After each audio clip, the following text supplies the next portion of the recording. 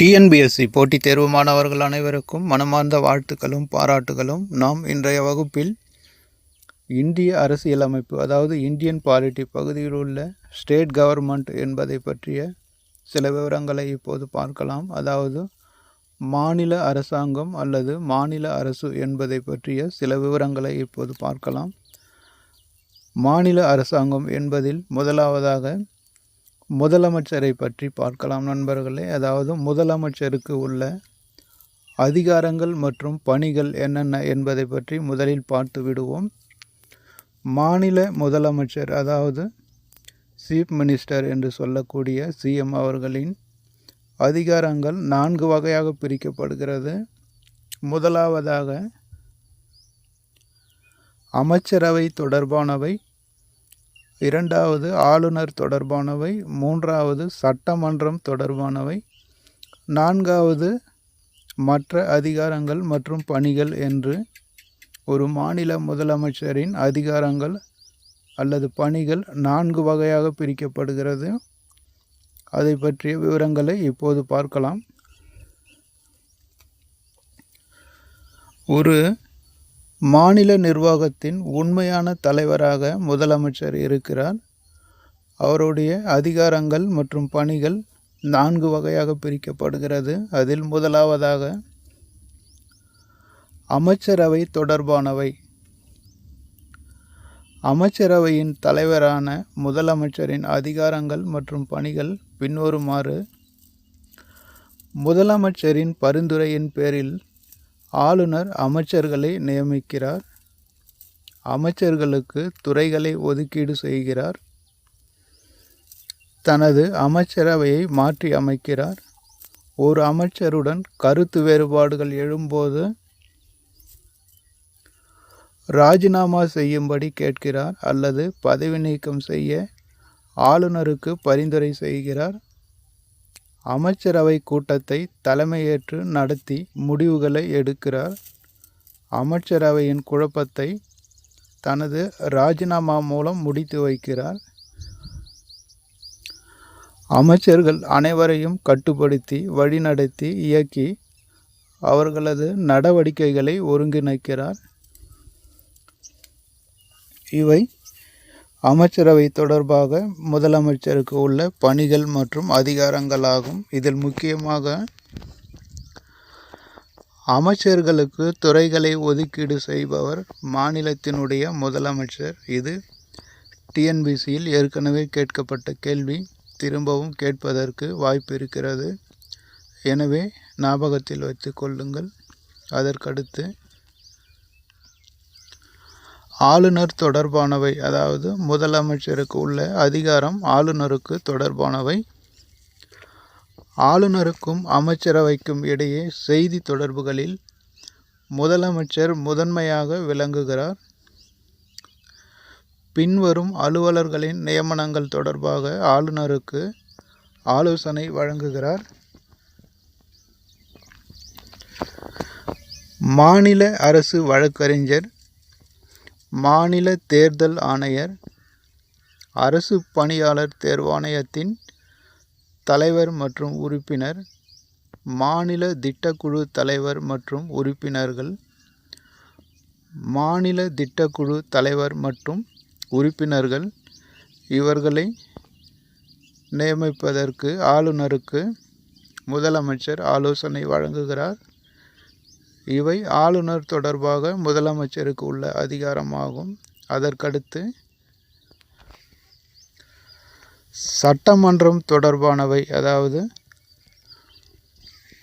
முதலமைச்சருக்கும் சட்டமன்றத்திற்கும் இடையே உள்ள தொடர்பு அல்லது அதிகாரங்கள்.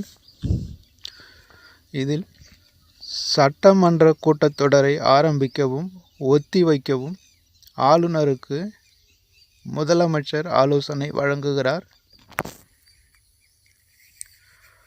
சட்டமன்றத்தில் அரசின் கொள்கைகளை அறிவிக்கிறார். சட்டமன்றத்தில் மசோதாக்களை அறிமுகப்படுத்துகிறார். எந்த நேரத்திலும் சட்டமன்றத்தை கலைக்க ஆளுநருக்கு பரிந்துரை செய்கிறார். இவை சட்டமன்றம் தொடர்பாக மாநில முதலமைச்சருக்கு உள்ள அதிகாரமாகும். இதில் முக்கியமானது சட்டமன்றத்தை கலைப்பதற்கு ஆளுநருக்கு முதலமைச்சர் தான் பரிந்துரை செய்கிறார். ஆனால் சட்டமன்றத்தை கலைக்கும் அதிகாரம் ஆளுநருக்கு உண்டு. அதற்கடுத்து முதலமைச்சரின் மற்றைய அதிகாரங்கள் மற்றும் பணிகள் ஆளுங்கட்சியின் தலைவராக முதலமைச்சர் கட்சியை கட்டுப்படுத்தி அதன் ஒழுக்கத்தை மேம்படுத்துகிறார். மாநிலத்தின் தலைவராக பல்வேறு மக்களின் தேவைகளை உற்று நோக்குகிறார். மாநிலத்தின் அரசியல் தலைமையாக பல்வேறு பணிகளை கட்டுப்படுத்தி மேற்பார்வையிட்டு பல்வேறு துறை செயலர்களின் பணிகளை ஒருங்கிணைக்கிறார். மாநில அரசு சுமூகமாக இயங்க மத்திய அரசுடன் இணக்கமான உறவை மேற்கொள்ளுகிறார்.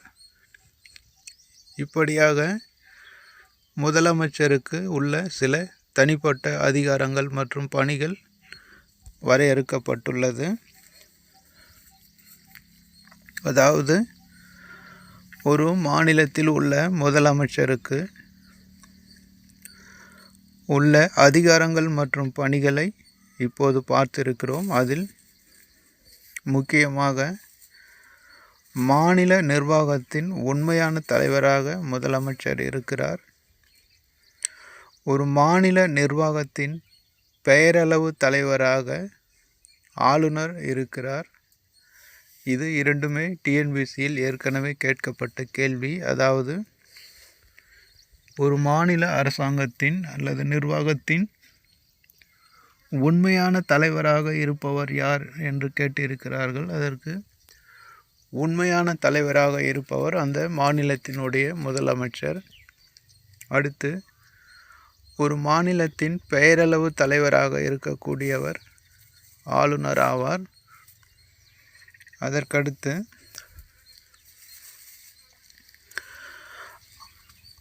தேர்தலில் வெற்றி பெற்ற சட்டமன்ற உறுப்பினர்களுக்கு பதவி பிரமாணம் செய்து வைக்கக்கூடியவரும் ஆளுநர் தான். அதே போல அந்த வெற்றி பெற்ற உறுப்பினர்களில் சிலரை அமைச்சர்களாக நியமிக்கிறார்கள். அப்படி அந்த அமைச்சர்களுக்கு எந்தெந்த துறை வழங்க வேண்டும் என்பதை ஒதுக்கீடு செய்யக்கூடிய அதிகாரம் மாநில முதலமைச்சருக்கு உண்டு. அதற்கடுத்து அமைச்சரவையை மாற்றி அமைக்கக்கூடிய அதிகாரமும் உண்டு. அல்லது ஒரு அமைச்சரை பதவி நீக்கம் செய்யும்படி ஆளுநருக்கு முதலமைச்சர் பரிந்துரை செய்ய முடியும். அதற்கடுத்து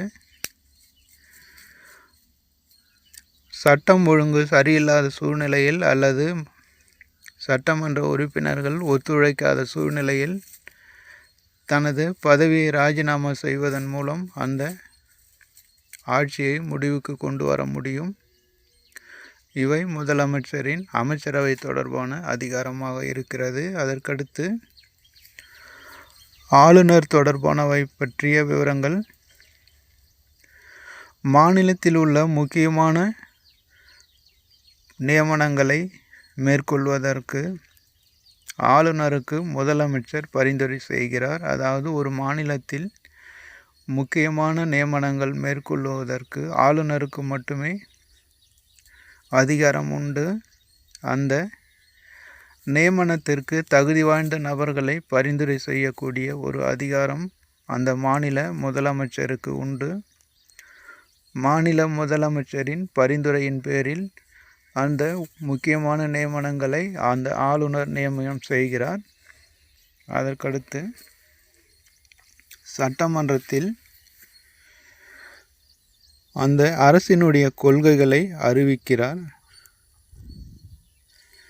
சட்டமன்றத்தில் ஏதேனும் மசோதாக்களை தாக்கல் செய்கிறார்.